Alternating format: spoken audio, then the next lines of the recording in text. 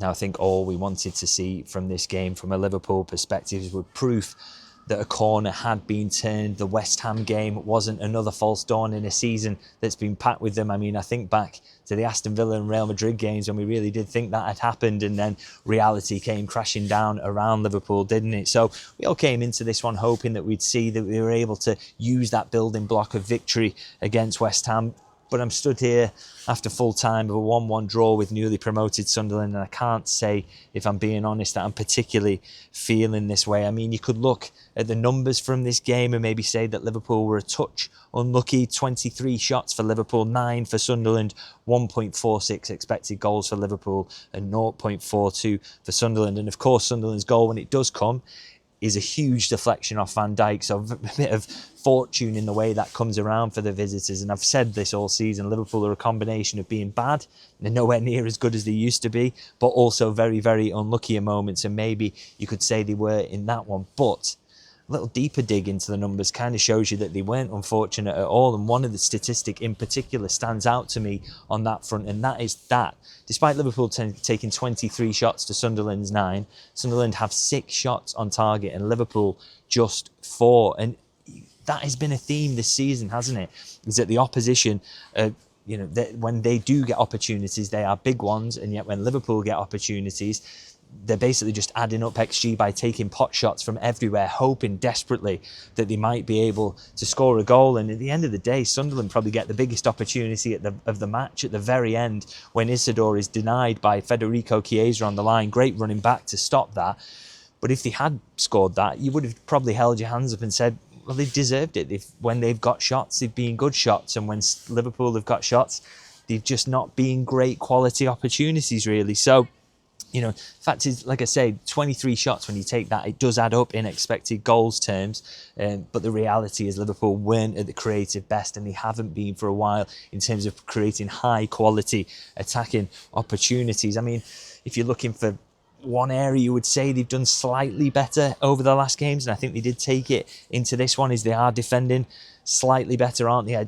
Apart from that Isidore chance, it comes right at the death as Liverpool are pushing. I think they generally do limit Sunderland quite well in terms of the opportunities they are able to create. But I mean, I am really kind of clutching at straws, aren't I, when I'm talking about positives here? Because is this really it? Is this the limit of Liverpool's performances that we can expect from this expensively assembled squad, and 4 points from West Ham and Sunderland back to back, and kind of trying to turn that into a turning point?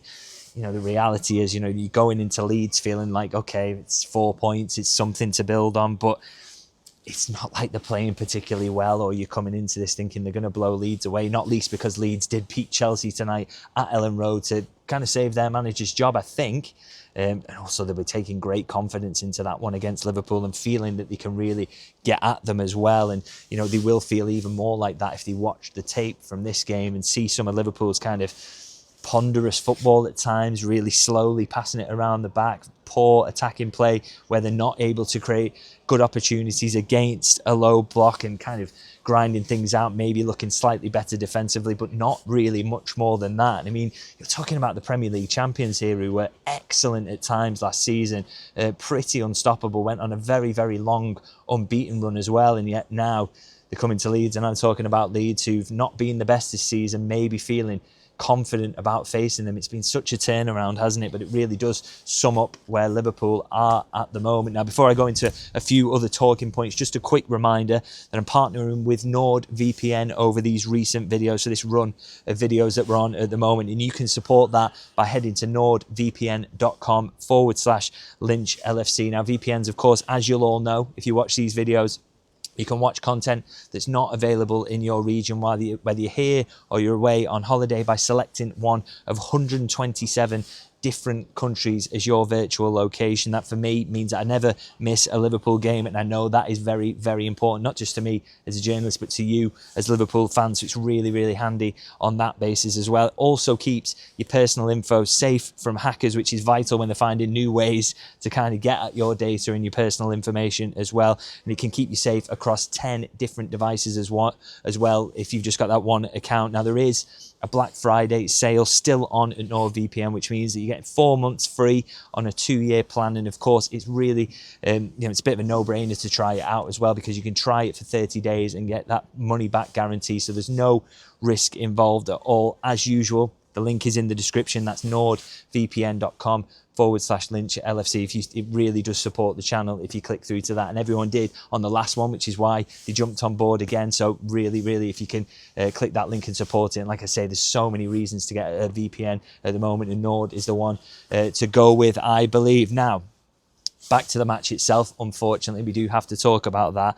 And I think one thing I really want to take from today's game, really, one thing I think it absolutely proved irrefutably, really, is that for all the talk, and I see a lot of this in my comments, really, is about the lineup and how important that is, and the selection of players, and that the manager needs to use this player, they need to use that player. Joe Gomez absolutely has to stay in the lineup. There's no chance Mohamed Salah can be near it for this one, but it just shows you none of that is really solving any of Liverpool's problems at the moment. I mean, we saw Gomez in tonight, and yeah, again, I say Liverpool maybe defensively slightly better. I thought Gomez played absolutely fine, and maybe there is a case, generally speaking, that he, should stay in there at right back. But as I say, I don't think he solved all the problems, and I think you saw Liverpool in the first half looking pretty poor without Mohamed Salah in attack, and then he comes onto the pitch, you get a little bit of extra impetus at the start of the second half, probably Liverpool's best period in the game, but then that kind of immediately fades away and really doesn't make any difference at all to the game. And I don't think Salah came on and changed things either. So I just think, there's all this talk again, Joe Gomez at right back or Federico Chiesa should be starting games. Mohamed Salah should be nowhere near it. But the reality is, if the fundamentals of your game aren't there, then it's going to cause you problems. And it doesn't matter. You just pulling levers to put different players in there, hoping that might somehow change things for you, because there's just no evidence of that. And I touched on this a little earlier, but the slow passing around the back with no clear idea of build-up, and nobody wanting to take risks, because taking risks means there'll be a turnover, and maybe then Sunderland will get at you on the counter-attack, and everybody's worried about that. And then no real zip in the passing until that brief period in the second half, and then that leads to kind of no creativity, because you can't disorganise Sunderland, because you don't move the ball quickly enough. And that will happen whether you've got Salah there, whether you've got Chiesa there, whether it's Isak or Ekitike. Does not matter which of the forwards you are selecting. Gakpo again, I thought he was poor in the first half. He comes off. Liverpool still not really much better with moving Florian Wirtz out there. So as I say, I think the problems that Liverpool have got at the moment, they go so much deeper than simple team selection. And I really think that was kind of underlined today. And, again, it makes the kind of team selections for the Leeds game that's coming up a bit of a non-event. It doesn't really matter, because Liverpool just have to show improvement with who they're putting on the pitch at the moment, regardless of who that is. You just want to see the fundamentals being much improved. Now, I know people might argue that those fundamentals are not really there, and that Liverpool's struggles are based in the fact that they've done so much business over the summer, and that the turnover harmed them. And to be honest, at the start of the season, I myself was making that argument that Liverpool's summer spending hadn't helped them in any way. It actually made the team worse. But then I look at Sunderland tonight, and I watch them, and I've watched them all season, and I think how much business they did over the summer, and yet they come here and they look coherent, they look good, they look physical, they look organised more than anything, and they look like a team that's played together before. And then I watch Liverpool, and I'm kind of like, this is a team of 11 strangers that was very, very expensively assembled over the summer. And, do we really truly believe that Sunderland made better signings than Liverpool over the summer? They maybe made better signings for their plan, whatever that was.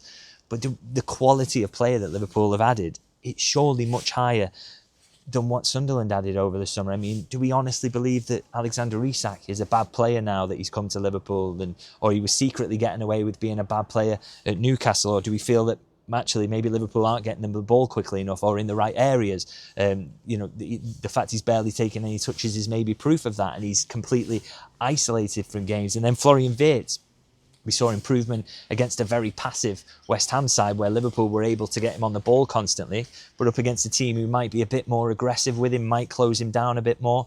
Do Liverpool have passing combinations to get him free? It didn't look like it to me tonight, because to be honest, up until his goal, I just felt like he was floating through the game, not doing very much, and that was in a central position, then it was in a wide position. There was no real way for Liverpool to get him in the game. And again, it's not just because of what the opposition doing. You've got to find ways around that. You've got to find ways to get Wirtz as your free man, and Liverpool just weren't doing that at all. And you just start to think, are these players being used in the correct way? And I keep kind of coming back really to what was the plan for Liverpool over the summer, and did they have a clear idea of where Florian Wirtz would be, how they would get the ball to him, how the build-up would work without Mark Gay being signed, just generally how the build-up would work full stop, and which players would be tasked with getting Wirtz into X, Y or Z position, and then that's where the attack would go from, and Wirtz would then feed Isak. When they sat down and they kind of spoke amongst themselves, what did that plan look like? I would be absolutely fascinated to know, because I just don't think we're seeing it at the moment. And it's not just the signings playing poorly, by the way, and not being used in the correct way. I mean, again, another game from Alexis McAllister, who argued that he's fit now and he's absolutely fine. I thought he was really, really poor. Again, he gets walked past like he's not there for the goal that Sunderland scored. Again, I would say unlucky with the deflection, but McAllister is beaten so easily and he looks so slow at times this season, but then also he isn't showing his quality on the ball. And I really thought McAllister and Wirtz would be a really nice link up in the team this season. I thought they would find each other, lend the ball to each other.